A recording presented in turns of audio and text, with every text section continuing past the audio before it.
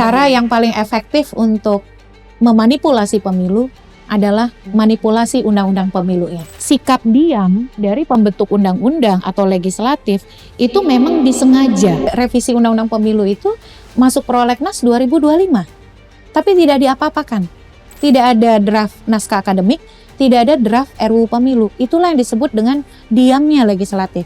Nah, itulah yang disebut dengan legislative inaction atau sikap diamnya legislatif di dalam melakukan pembentukan hukum yang diperlukan untuk penyelenggaraan pemilu yang demokratis. Jadi ini bisa dibilang sebagai penundaan yang strategis. Kalau penundaan itu kan menunda untuk ada, tetapi kalau ini memang diam, tidak mengambil tindakan, tidak melakukan tindakan karena status quo aturan yang ada lebih menguntungkan kepentingan partisan elektoral mereka. Sebenarnya salah satu yang memicu tidak dilakukannya revisi undang-undang pemilu menjelang 2024 atau legislative inaction karena Presiden Jokowi tidak menghendaki revisi undang-undang pemilu. Presiden Jokowi tidak mau menggeser pilkada serentak nasional dari 2024 ke 2027.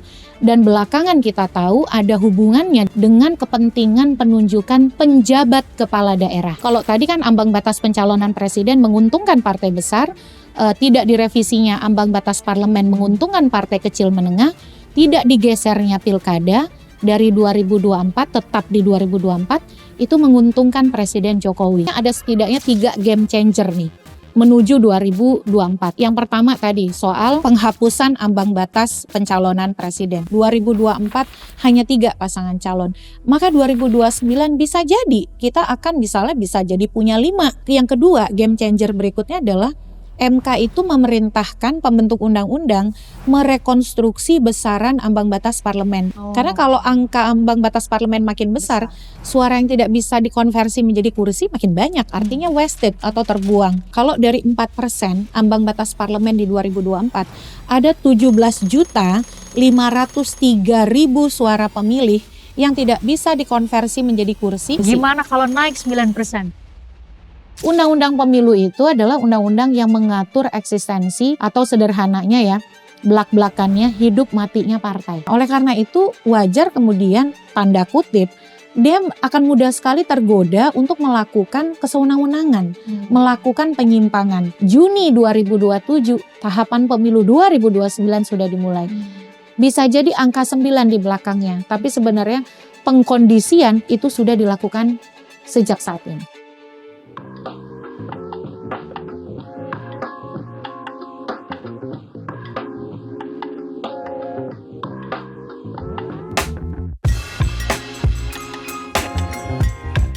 Pemilu 2029 sih masih jauh, tapi undang-undang pemilu ini dari tahun, kan undang-undang nomor 7 tahun 2017.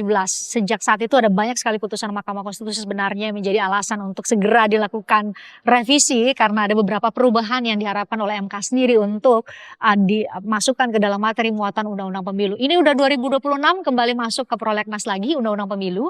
Saya sudah bersama dengan Dr. Titi Anggraini. Kali ini udah harus pakai dokter karena disertasinya itu membahas mengenai kira-kira ini yang menjadi jawaban dari pertanyaan kita semua. Kenapa undang-undang pemilu itu nggak direvisi. Selamat Dr. Titi Anggraini. Mondok di kantor. Oh, mondok di kantor Dokter. Ya. Dokter. Terima kasih. Waktu itu saya datang dan yang memang hadir tuh sampai salah satu pengujinya bilang ini kita jadi lebih jiper ya, para penguji dan promotor gara-gara yang diundang tuh semua yang Anda harapkan memang ya untuk bisa sedang mendengarkan. berkuasa, pernah berkuasa, dan ingin berkuasa. Itu kata padekannya, audiensnya. Anda masuk yang mana? Wah, saya nggak masuk ketiganya sih Mbak Titi. Saya datang karena saya dimasukin ke dalam. Berkuasa dong, kan rakyat. Oh, rakyat. Ya benar. Saya dimasukin ke dalam kata pengantar ya, makasih. Nah, tapi ya saya menunggu lama untuk bisa bertanya langsung dan karena waktu itu kita di podcast terakhir belum bisa dibuka karena belum jadi buku seperti ini dan Anda belum belum resmi bergelar doktor waktu itu, tapi ini penting sekali untuk jadi pembahasan Mbak Titi karena ini menyangkut bagaimana nasib kita, nasib negara ini untuk 5 tahun ke depan. Tadi saya mau buka dengan pertanyaan saya, masuk lagi ya ke dalam prolegnas 2026, tapi Anda di disertasi itu menyebut ada istilah legislative inaction. Dia tidak tidak melakukan tindakan. Itu by design karena ada tujuan tertentu atau kepentingan tertentu yang dijaga, atau seperti apa? Saya mau buka dengan bacaan itu dulu. Ya, jadi mungkin bukan legislative in action, ada spasi, tapi ini gabung in action. Jadi legislative inaction itu adalah ketiadaan tindakan atau ketidakaktifan lembaga legislatif dalam melakukan fungsi konstitusional atau tugas fungsionalnya di dalam pembentukan undang-undang. Nah, fungsi itu atau tugas itu bisa berupa membentuk undang-undangnya sendiri, merevisi, memperbaiki atau melakukan perubahan begitu ya.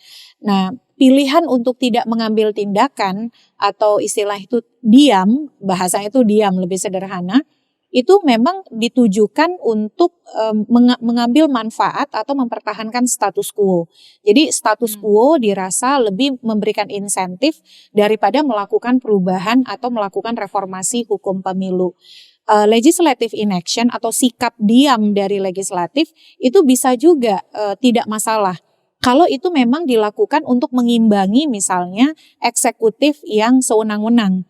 Jadi merupakan bagian dari checks and balances. Jadi kalau misalnya eksekutifnya itu abusive atau sewenang-wenang, legislatif boleh menahannya dengan bersikap diam. Karena di kita ini kan pembentukan undang-undang sejatinya berada di dua cabang kekuasaan ya. Ada di legislatif, di DPR, dan ada di eksekutif presiden. Nah, bisa saja presiden misalnya mengajukan undang-undang yang dianggap mengandung kesewenang-wenangan. Lalu DPR-nya bersikap diam. Nah, itu tidak masalah. Tetapi di dalam undang-undang pemilu, terutama menjelang pemilu serentak 2024, itu kan kita punya pengalaman 2019 ya. 2019 kalau Mbak Fristian ingat, pemilu serentak 5 kotak pertama di Indonesia, memilih DPR, DPD, Presiden, DPRD Provinsi, DPRD Kabupaten Kota dalam satu hari yang sama. Dan itu disebut sebagai the biggest one day election in the world. Pemilu serentak satu hari terbesar di dunia. Dampaknya apa? 894 petugas KPPS meninggal dunia, 5.175 petugas pemilu sakit. Dan ada beberapa putusan Mahkamah Konstitusi yang memerintahkan penyesuaian norma oleh pembentuk undang-undang. Kita mengevaluasi praktiknya, ada banyak pembenahan yang diperlukan. Tapi apa yang terjadi? Justru pada waktu itu di tahun 2021 DPR, pemerintah dan DPD bersepakat untuk mencabut RUU Pemilu yang artinya perubahan atas Undang-Undang Nomor 7 tahun 2017 dari Prolegnas 2021. Jadi itu mengejutkan karena secara objektif, secara konstitusional Undang-Undang Pemilu harus disesuaikan dengan kebaruan dan kebutuhan dampak dari evaluasi Pemilu 2019. Dan semakin anomali karena pada waktu itu mungkin Mbak Fristian ingat ya, DPR kita banyak sekali mengesahkan sejumlah undang-undang dengan metode super cepat atau fast track legislation. Misalnya revisi Undang-Undang KPK, lalu revisi Undang-Undang Minerba, dan yang paling epik nih Undang-Undang Cipta Kerja atau Ciptaker. Tetapi justru Undang-Undang Pemilu tidak direvisi. Nah, penelitian saya menemukan ternyata sikap diam dari pembentuk undang-undang atau legislatif itu memang disengaja. Bukan karena mereka deadlock. Deadlock itu artinya mereka berdebat, ideologinya saling bertentangan, tarik-menarik, berbeda pandangan politik, tidak bisa mencapai konsensus, akhirnya berhenti. Tidak begitu. Tapi perdebatan belum dimulai, tapi mereka saling kemudian berkompromi karena status quo dianggap lebih menguntungkan kepentingan partisan mereka. Nah, itulah yang disebut dengan legislative inaction atau sikap diamnya legislatif di dalam melakukan pembentukan hukum yang diperlukan untuk penyelenggaraan pemilu yang demokratis. Jadi ini bisa dibilang sebagai penundaan yang strategis gitu ya. Strategis karena ada satu tujuan tertentu atau kepentingan tertentu atau kepentingan bersama yang dijaga dengan tetap mempertahankan undang-undang yang lama gitu ya. Kalau penundaan itu kan menunda untuk ada, tetapi kalau ini memang diam, tidak mengambil tindakan. Tidak melakukan tindakan karena status quo aturan yang ada lebih menguntungkan kepentingan partisan elektoral mereka. Pada waktu itu kenapa Undang-Undang Pemilu tidak direvisi? Ternyata bertemunya atau pertembungan ya kalau bahasa Melayunya itu pertembungan kepentingan-kepentingan yang lebih mampu difasilitasi dengan tidak adanya revisi Undang-Undang Pemilu. Apa saja? Pada waktu itu partai besar diuntungkan karena tidak ambang batas pencalonan presiden yang terkenal disebut sebagai presidential threshold, sebenarnya istilah benarnya adalah presidential nomination threshold, ambang batas pencalonan presiden, kan tidak direvisi kan. Jadi partai-partai besar relatif lebih punya posisi tawar. Tetapi partai kecil menengah juga setuju tidak direvisi karena kenapa? Karena mereka diuntungkan ambang batas parlemen atau parliamentary threshold tidak dinaikkan. Ya. Tetapi lebih dari itu, sebenarnya salah satu yang memicu tidak dilakukannya revisi Undang-Undang Pemilu menjelang 2024 atau legislative inaction, karena Presiden Jokowi tidak menghendaki revisi Undang-Undang Pemilu. Kenapa? Salah satu alasannya adalah karena dalam materi revisi yang disiapkan oleh Komisi 2 ada penataan jadwal pilkada. Awalnya pilkada serentak nasional itu kan di 2024. Nah, di dalam draft Komisi 2 itu direncanakan pada 2027. Presiden Jokowi tidak mau menggeser pilkada serentak nasional dari 2024 ke 2027. Dan belakangan kita tahu ada hubungannya di dalam disertasi saya ini dengan kepentingan penunjukan penjabat kepala daerah. Jadi ada pertemuan nih, kalau tadi kan ambang batas pencalonan presiden menguntungkan partai besar, tidak direvisinya ambang batas parlemen menguntungkan partai kecil menengah, tidak digesernya pilkada dari 2024 tetap di 2024, itu menguntungkan Presiden Jokowi. Karena Presiden Jokowi akibat penataan jadwal di menuju pemilu pilkada serentak nasional, dia kan punya kewenangan menunjuk penjabat-penjabat. Nah, itu yang kemudian membuat dia tidak mau merevisi Undang-Undang Pemilu, salah satu alasannya. Dan kita tahu dalam PHPU sidang perselisihan hasil pemilu presiden 2024, salah satu isunya kan adalah soal netralitas penjabat kan. Jadi semuanya terhubung dengan adanya kepentingan partisan di antara mereka-mereka yang terlibat di dalam pembentukan undang-undang pemilu. Bicara mengenai ambang batas itu, Mbak Titi, itu kan juga menjadi concern banyak pihak ya. Kalau Anda pasti ingat betul putusan MK yang menghapuskan mengenai sebenarnya presidential nomination threshold. Ambang batas pencalonan Ya, presiden. Itu tahun lalu ya, 2024 ya. Dibacakan tanggal 2 Januari 2025. Nah, itu kan bahagia sekali nih semua orang, akhirnya yang muncul, mungkin netizen juga sempat ada euforia bahwa siapapun bisa menjadi atau punya kesempatan yang sama untuk bisa menjadi calon presiden di negara ini. Tetapi ternyata mungkin Anda juga sudah mendapatkan informasinya bahwa bisa jadi mungkin tidak masuk ke dalam revisi undang-undang pemilu yang tengah digodok saat ini. Paket undang-undang pemilu ya, sebutannya begitu. Iya. Jadi dulu tidak direvisi, lalu kemudian pasca 2024 Undang-Undang Pemilu kembali masuk prolegnas untuk direvisi. Sebenarnya bukan hanya program legislasi nasional 2026, sejak 2025 pun sudah masuk prolegnas. Tapi tidak ada perkembangan yang berarti. Draft naskah akademik tidak ada, draft RUU-nya juga bahkan sudah dari 2025 sampai sekarang Juni 2026 itu belum ada perkembangan apapun. Dan ini jadi catatan tersendiri. Jangan-jangan kita akan mandek lagi nih ya. Nah, tadi soal beberapa putusan MK. Ini sebelum masuk ke sana Mbak Fristian, kenapa sih MK tuh banyak sekali mengeluarkan putusan yang hasil pengujian undang-undang pemilu? Itu adalah hilir begitu ya. Hulunya apa? Karena undang-undang pemilu tidak direvisi, tadi yang kita sebut dengan legislative inaction, orang-orang itu kan cari cara. Karena mereka merasa undang-undang pemilunya ini problematik nih, tidak lagi sejalan dengan kebutuhan perkembangan zaman dan pemilu demokratis. Ruang yang tersedia ketika dia disumbat di pembentuk undang-undang, di parlemen tidak tersedia, kemana sih cara satu-satu? Ke MK kita uji materi. Mahkamah Konstitusi kan ketika menganggap norma-norma itu tidak lagi kompatibel dengan norma konstitusi dan juga nilai-nilai demokrasi, orang ke MK kan. Nah disitulah kemudian MK seolah-olah menjadi pseudo rule maker atau kuasi rule maker.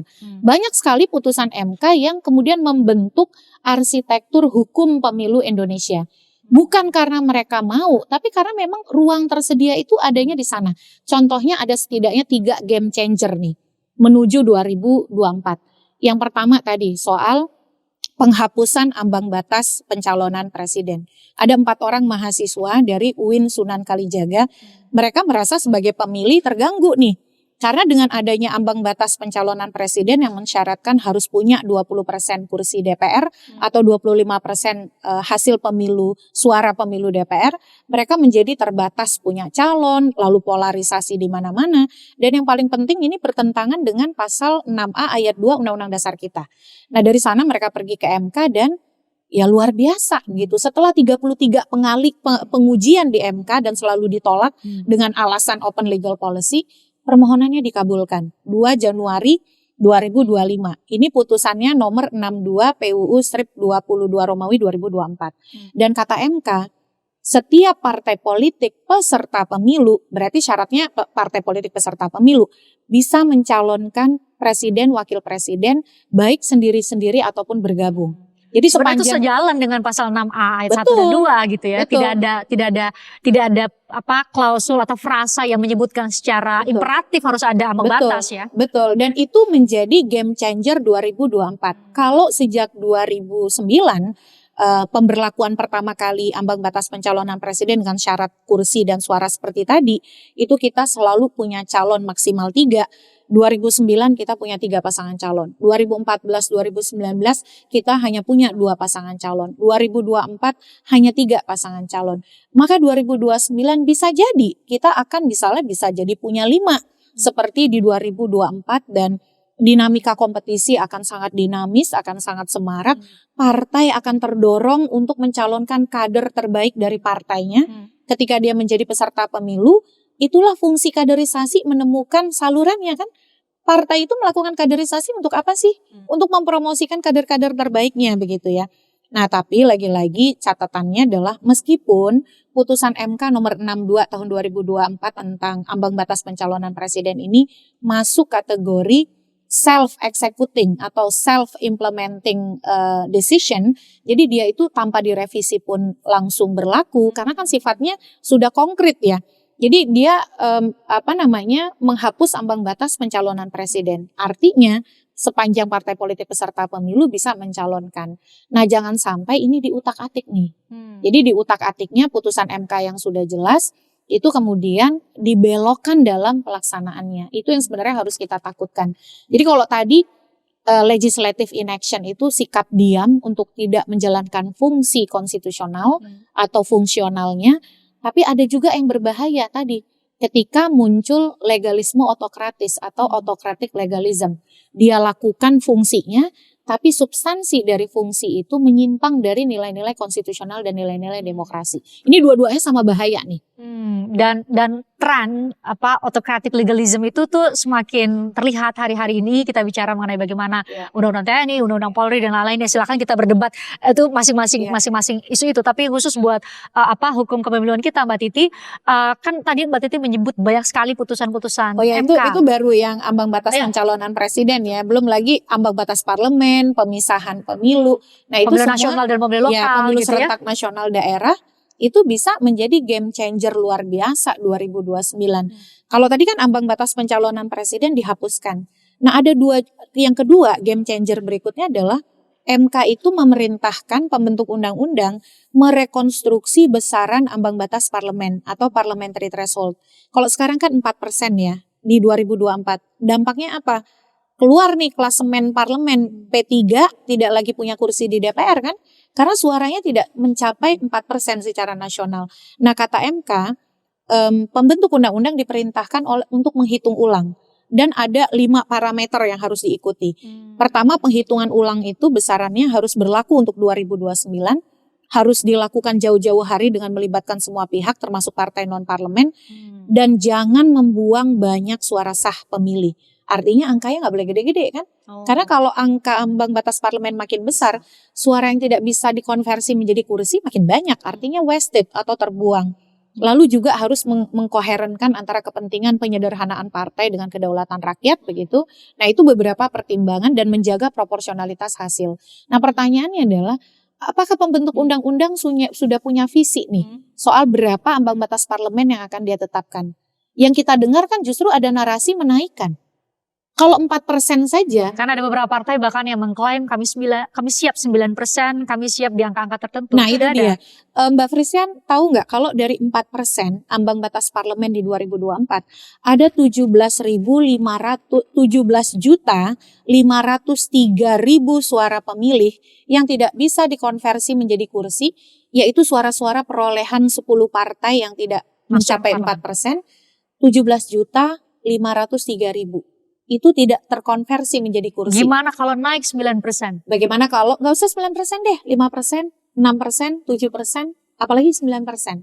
Akan puluhan juta suara pemilih yang tidak bisa terkonversi menjadi kursi. Mbak Titi, saya ingat betul kalau soal pemilu ini banyak juga yang punya pembenaran. Kalau soal ini kita bahas spesifik ya soal ambang batas ini. Karena ini Anda bilang salah satu putusan MK yang fundamental sebenarnya yang seharusnya bisa diakomodir di revisi Undang-Undang Pemilu. Kalau pembenarannya adalah menaikkan ambang batas itu, ambang batas parlemen itu tuh adalah untuk menyederhanakan partai politik kita yang begitu multi partai yang katanya secara teori bisa dibahas ya, Menwaring membahas itu dan lain-lain, tidak kompatibel dengan sistem presidensil kita.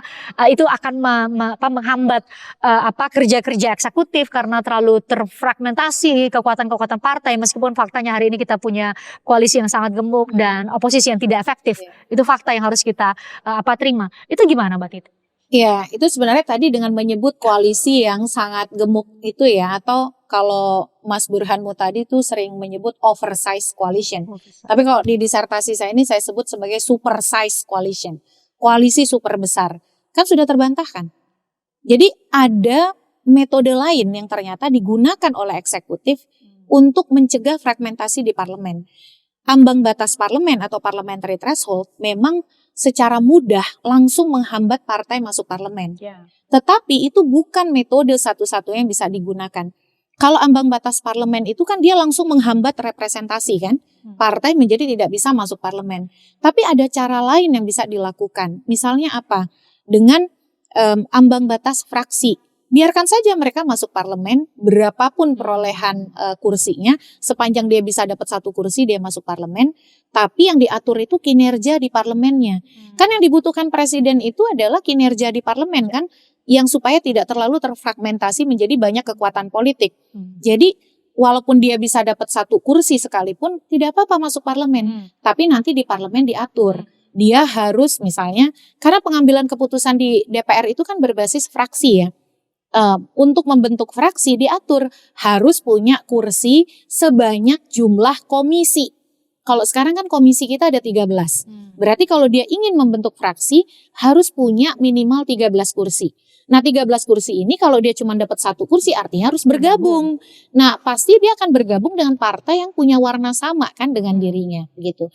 Nah selain itu ternyata dalam perkembangan politik dan ketatanegaraan modern, ternyata presiden itu juga punya presidential toolbox. Apa itu? Apa misalnya? Apa sih yang bisa bikin koalisi super gemuk ini? Ya, kursi menteri kan?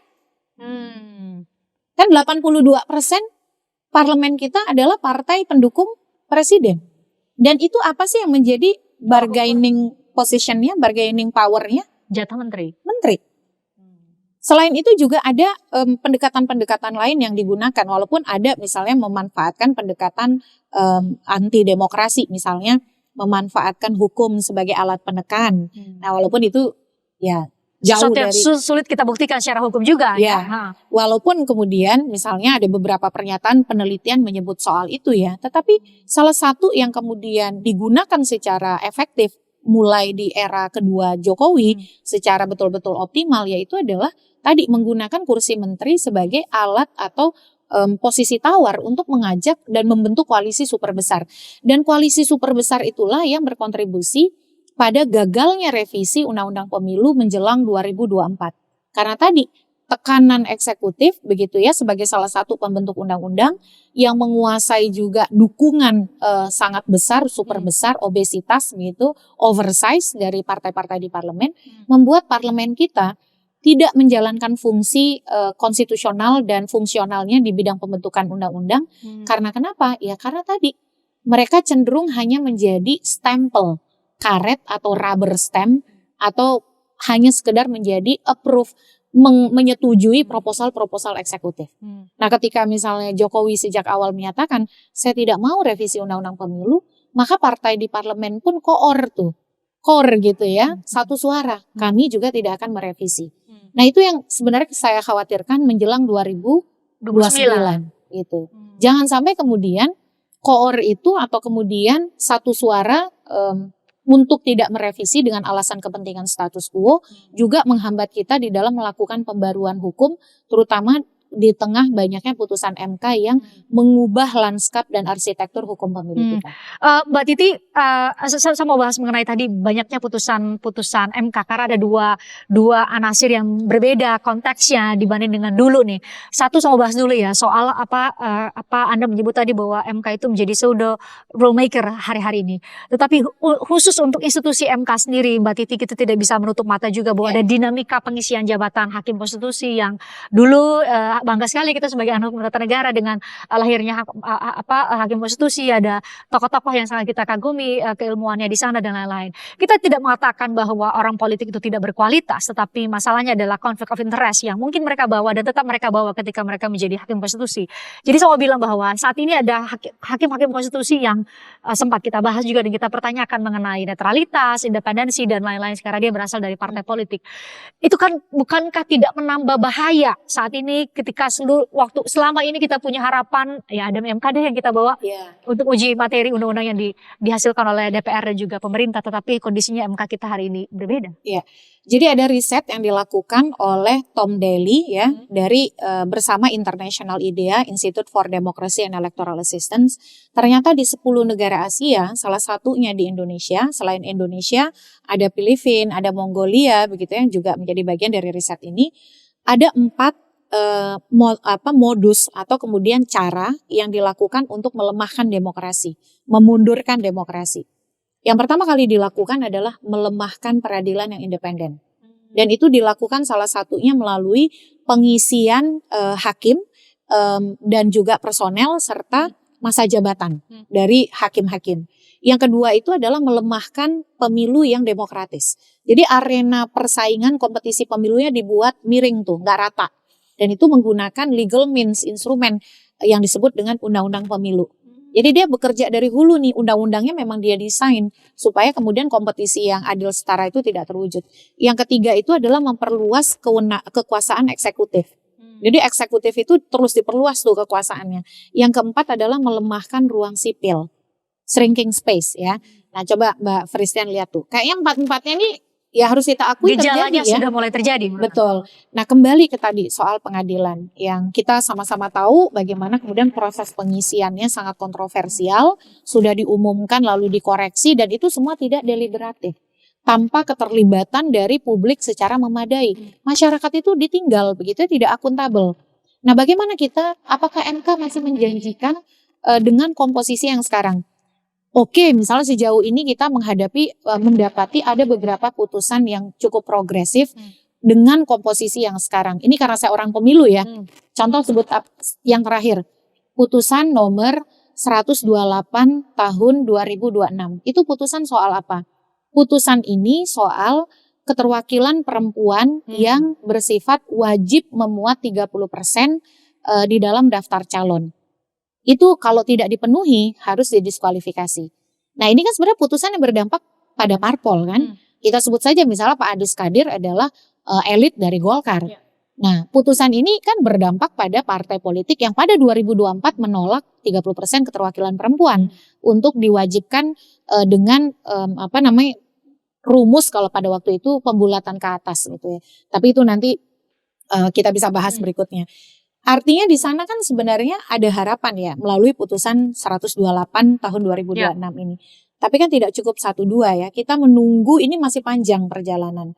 Saya sendiri ingin mencoba untuk optimis karena MK punya sistem. MK itu sudah punya pelembagaan cara kerja. MK harusnya belajar dari putusan 90 2023. Bagaimana kepercayaan publik betul-betul bak tsunami diputar sedemikian rupa. Karena tadi ya terjadinya politisasi peradilan. Nah oleh karena itu investasi itu sistem kerja yang sudah berjalan, mekanisme internal ya SOP internal, persidangan yang terbuka dan transparan, lalu juga penegakan etik melalui MK-MK yang diharapkan juga konsisten, itu harusnya menjadi betul-betul pertimbangan restraint yang membatasi hakim ataupun personel di MK untuk cawe-cawe. Jadi alih-alih misalnya mereka mencoba untuk berpihak dan lain sebagainya, mereka lebih diuntungkan kalau betul-betul menjadi negarawan ya. Dan yang berikut, ya kita sebagai publik inilah yang akan mengawasi. Dan salah satu pengawasan yang harus kita lakukan adalah dengan mencermati terus nih putusan-putusan MK, mencermati persidangan-persidangan MK, bersuara menjaga MK kita. Nah, mudah-mudahan itu yang mampu tetap membuat MK kita menjadi pengadilan yang terpercaya. Mbak Titi, ada tulisan dari Pak Benny Kaharman, kita tahu ya adalah ya pakar hukum tata negara, jauh sebelum menjadi anggota DPR dari fraksi Partai Demokrat, bahwa memang tahun ini masuk lagi ke prolegnas undang-undang pemilu, paket undang-undang pemilu ya katanya kalau dari Komisi 2. Tetapi mengenai tadi ambang batas itu yang sudah menjadi bagian dari putusan Mahkamah Konstitusi ya, bahkan sudah tegas dihapuskan mengenai presidential nomination threshold, terus mengenai parliamentary threshold juga sudah diputus oleh MK. Tampaknya mungkin ada dugaan dari Pak Benny akan diutak-atik untuk diakal-akalan lagi oleh anggota DPR yang dalam hal ini adalah Komisi 2 ya, yang membidangi mengenai kepemiluan. Itu bagaimana menurut Mbak Titi? Masuk ke open legal policy, apakah juga mungkin bagi Komisi 2 untuk mengabaikan putusan dari Mahkamah Konstitusi? Ya, ini memang agak unik karena yang bersuara, kalau Titi yang bersuara, Christian yang bersuara, itu kan masih bisa dianggap omon-omon ya gitu. Tapi ini yang ngomong ini adalah anggota DPR. Orang yang menjadi bagian dari otoritas begitu. Jadi patut kita betul-betul anggap serius nih apa yang disampaikan oleh Pak Benny Kaharman. Jadi dia menyebut di dalam tulisan itu kan judulnya adalah kudeta terselubung konstitusional kan, atau stealth constitutional engineering. Bagaimana kemudian ruang pembentukan undang-undang dimanfaatkan untuk menggeser status konstitusional yang sudah diputuskan oleh MK. MK sudah jelas tuh, tidak ada tafsir Mbak, terang benderang gitu, ceto welo-welo katanya kalau bahasa putusan MK. Bahwa setiap partai politik sepanjang dia adalah partai politik peserta pemilu bisa mencalonkan pasangan calon presiden, wakil presiden baik sendiri-sendiri ataupun bergabung. Artinya tidak ada ruang memaksa untuk membuat persyaratan baru, misalnya kalau Pak Benny Kaharman menyebut ada kecenderungan mensyaratkan 3 partai parlemen sebagai persyaratan pencalonan presiden. Nah kalau sampai itu kemudian dibuat, ya itu kan jelas, itu akan menjadikan pemilu 2029 inkonstitusional. Karena yang dilanggar itu sangat terang benderang. Nah mengapa kemudian bisa misalnya ada narasi untuk menyimpangi putusan MK seperti itu? Ya jelas saja, karena kenapa? Undang-undang pemilu itu adalah undang-undang yang mengatur eksistensi atau sederhananya ya, belak-belakannya hidup matinya partai. Mereka sendiri. Mengatur diri mereka sendiri. Kalau disebut oleh pakar kepemiluan dan politik itu sebagai partisan self-dealing. Mereka mengatur sesuatu yang berkaitan dengan eksistensi dan kepentingan mendasar fundamental dari mereka sendiri. Bahkan Heather Garken tuh bilang itu seperti foxes guarding the hen house. Jadi seperti rubah menjaga kandang ayam. Ya bayangin dong lah ya. Yang di dalam itu adalah sesuatu yang makanan mereka begitu. Nah oleh karena itu wajar kemudian tanda kutip dia akan mudah sekali tergoda untuk melakukan kesewenang-wenangan. Melakukan penyimpangan. Nah yang harus menjaga mereka itu siapa? Tentu saja integritas ya. Partainya juga harus kemudian menempatkan betul-betul kadernya itu sebagai penegak demokrasi. Tapi yang namanya kepentingan partisan ya, politik uang di pemilu juga dilarang, tapi kan tetap dilakukan. Jadi potensi lahirnya aturan inkonstitusional itu tetap ada, makanya kita harus tetap betul-betul pasang mata, pasang telinga, pasang perhatian.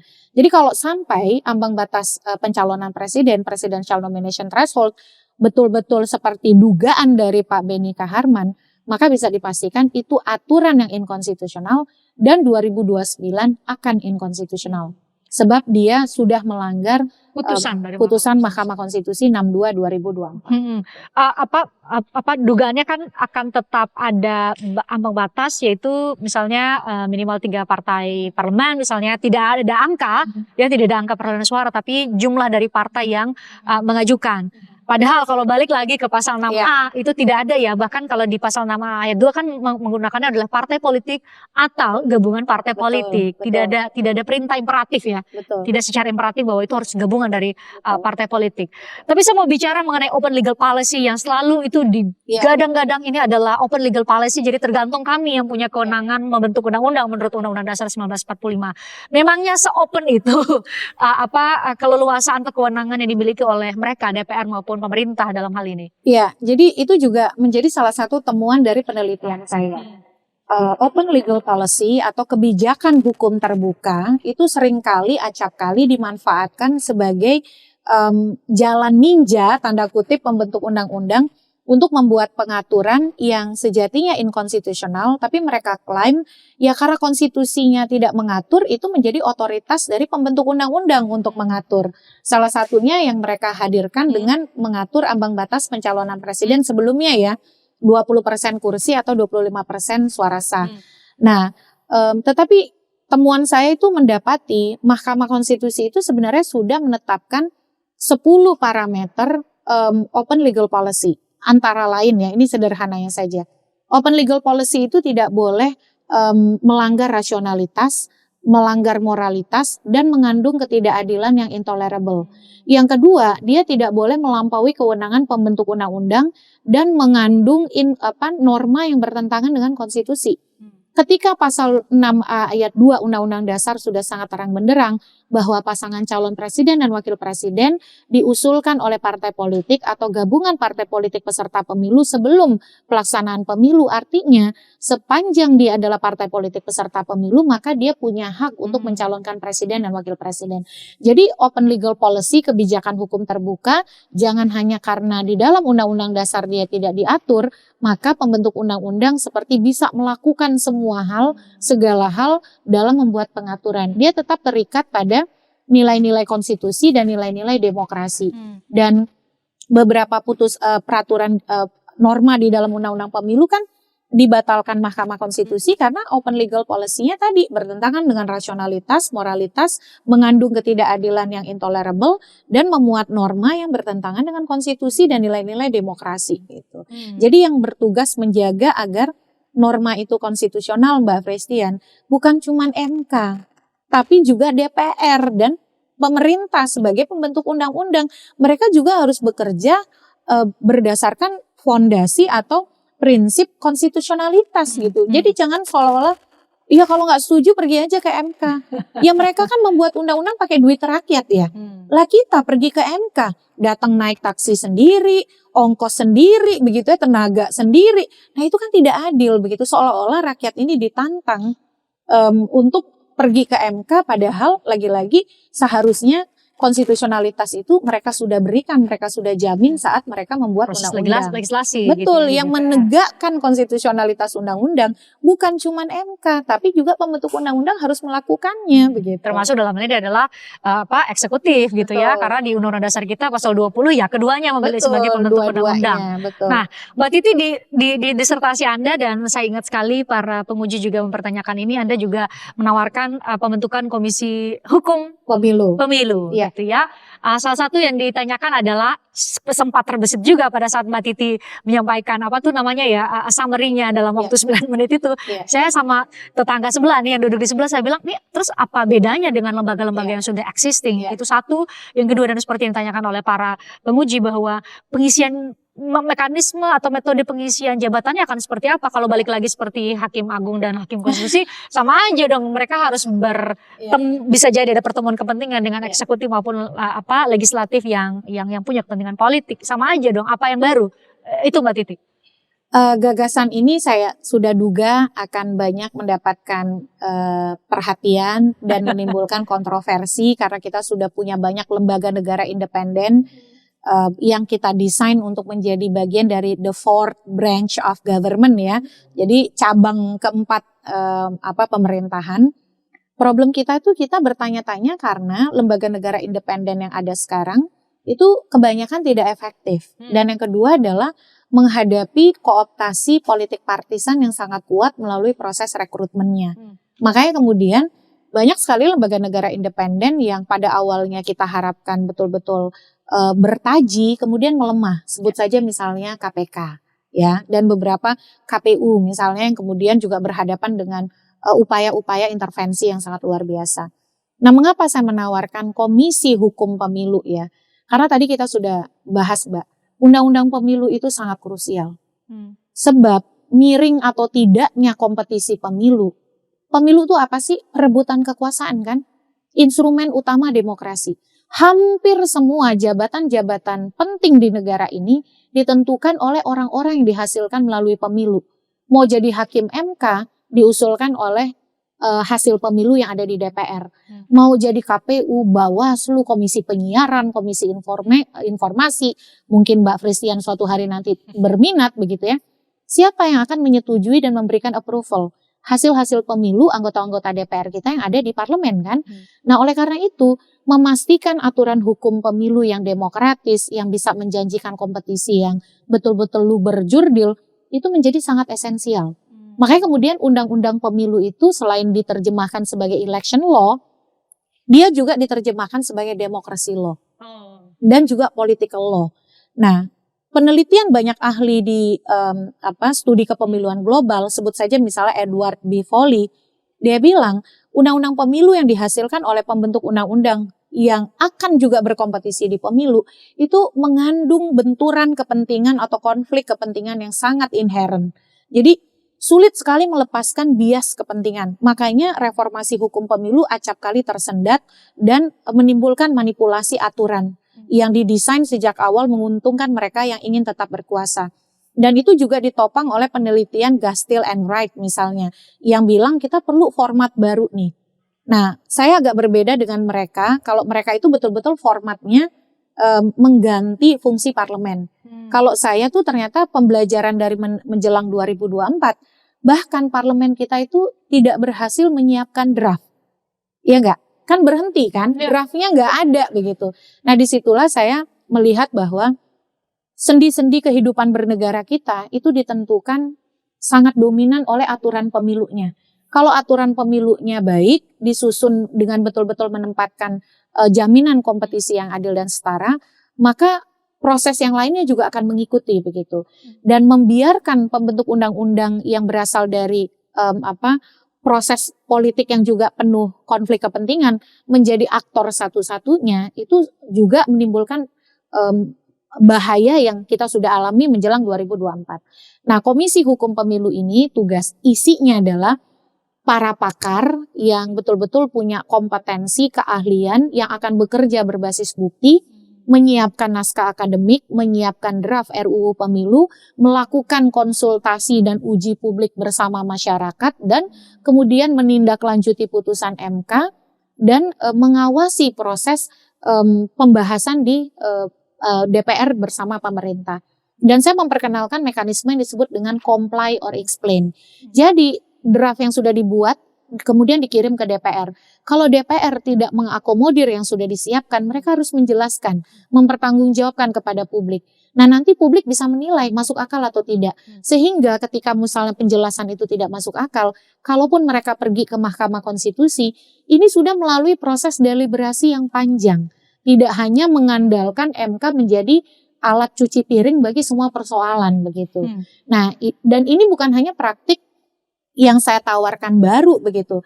Di sejumlah negara lain, Mbak, ternyata cara mereka mengatasi konflik kepentingan dan juga deadlock di dalam reformasi hukum pemilu itu hampir serupa. Misalnya saya mengambil studi perbandingan di Kanada, di Selandia Baru, di Inggris dan Afrika Selatan. Dan di Afrika Selatan itu bahkan ada putusan MK yang menyatakan bahwa pemilu itu konstitusional kalau menyertakan calon independen atau calon perseorangan.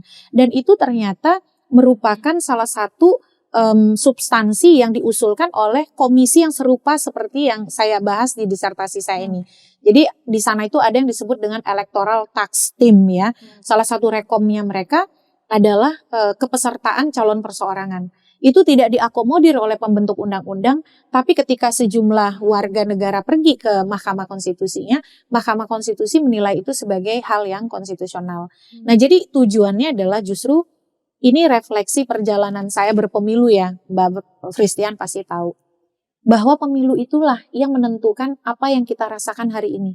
Ketika kita marah dengan misalnya respon anggota DPR atau pejabat eksekutif kita atau pejabat-pejabat publik kita, percayalah itu semua terhubung dengan pemilu dan bagaimana mereka memenangi pemilu. Dan hulunya adalah undang-undang pemilu. Makanya kenapa kita bahas kalau itu udah pemilunya masih 2029, tapi kita bahas sekarang. Jangan salah loh, walaupun angkanya 9 di belakang 2029, pada bulan Oktober 2026 seleksi KPU Bawaslu Sudah mulai. akan dimulai. Dan berdasarkan Undang-Undang 7 2017, Juni 2027 tahapan pemilu 2029 sudah dimulai. Bisa jadi angka 9 di belakangnya, tapi sebenarnya pengkondisian itu sudah dilakukan sejak saat ini. Sejak saat ini karena jelang Oktober ya, pada saat penentuan komposisi dari komisioner-komisioner KPU Bawaslu. Makanya saya masuk ke pertanyaan terakhir saya, Mbak Titi. Kalau Anda menulis di disertasi Anda soal legislatif yang diam gitu ya, apakah legislatif yang bergerak, bekerja, tapi pelan-pelan sekali menuju injury time yang Anda bilang tadi, bahwa jangan lihat angka 2029-nya, tapi Oktober 2026 udah mulai ada komisioner, harus kita pantau sama-sama siapa yang terpilih. 2027 tahapan pemilu sudah mulai gitu ya. Apakah kita perlu mengkhawatirkan gerak pelan-pelan dari anggota DPR kita dalam cabang kekuasaan legislatif dan eksekutif yang seharusnya mereka menjadi pembentuk undang-undang, seharusnya ini dimulai jauh-jauh hari, bahkan kita sudah punya undang-undang pemilu yang jauh, sudah sangat siap dan diproses dengan sangat-sangat demokratis jauh-jauh sebelum sekarang mendekati injury time. Kita perlu khawatir soal ini? Bukan lagi perlu ya, memang sudah harus khawatir. Karena kan revisi undang-undang pemilu itu masuk prolegnas 2025. Tapi tidak diapa-apakan. Tidak ada draft naskah akademik, tidak ada draft RUU pemilu. Itulah yang disebut dengan diamnya legislatif. Jadi mereka memang sudah diam nih. Sudah setahun setengah. Nah, jangan sampai kemudian sikap diam itu kemudian diikuti yang disebut dengan autocratic legalism. Legalisme autokratis. Bertemu dua perilaku yang sangat berbahaya. Dilakukan pertama kali dengan mendiamkan, diakhiri dengan aktivisme yang inkonstitusional. Legalisme autokratis. Mereka revisi, prosedurnya yang merevisi adalah pembentuk undang-undang, tapi isinya, substansinya itu menyimpangi konstitusi dan prinsip-prinsip demokrasi. Ujung-ujungnya kita dibilang, kalau nggak puas, pergi ke MK aja. Sementara MK-nya juga tidak lepas dari upaya untuk terus tadi melemahkan dan mempengaruhi. Jadi temuan saya salah satunya terakhir ya, ternyata legislative inaction, sikap diam dari pembentuk undang-undang, itu berdampak pada lahirnya yudisialisasi politik. Hakim dan pengadilan makin ditarik masuk dalam pengaturan pemilu, tetapi di saat yang sama ada ekornya nih. Pihak-pihak yang berkepentingan juga ikut melakukan upaya untuk mempolitisasi peradilan. Salah satu produknya apa? Putusan 90/2023 tentang syarat usia. Nah, oleh karena itu makanya kita harus jaga nih, pembentuk undang-undang bekerjalah sesuai dengan ranahnya sebagai bagian dari cabang kekuasaan checks and balances. Jangan kemudian menyerahkan otoritas yang diberikan konstitusi itu dan mendiamkannya sehingga orang mencari cara yang seharusnya tidak ke sana begitu. Nah, itu yang kemudian pesan yang ingin dihadirkan, dan pada publik tidak bisa pemilu demokratis lu berjurdil itu hanya menunggu di bilik suara. Sebab manipulasi yang paling efektif adalah dimulai dengan memanipulasi aturannya. Dan itu yang Anda coba ingatkan kepada kami semua melalui disertasi yang membawa Anda menjadi resmi menjadi dokter. Tapi itu sangat bermanfaat sekali Mbak Titi, karena sekarang kalau banyak yang protes bla bla bla bla itu adalah hasil dari pemilu, dan Anda katakan tadi, Anda highlight tadi bahwa pemilu itu bukan hanya karena saat kita berada di ballot box gitu ya, tapi jauh-jauh bisa diatur melalui berbagai peraturan perundang-undangan di bidang. Cara yang paling efektif untuk memanipulasi pemilu adalah manipulasi undang-undang pemilu ya. Makanya kita mari bersama-sama beri fokus yang concern yang besar untuk undang-undang pemilu kita yang udah mendekati injury time sih tapi. Ya tapi ya terima kasih Mbak Titi sudah hadir berkali-kali, kali ini bernas sekali karena yang dibahas adalah disertasinya. Terima kasih ya. Sehat selalu. Disertasi yang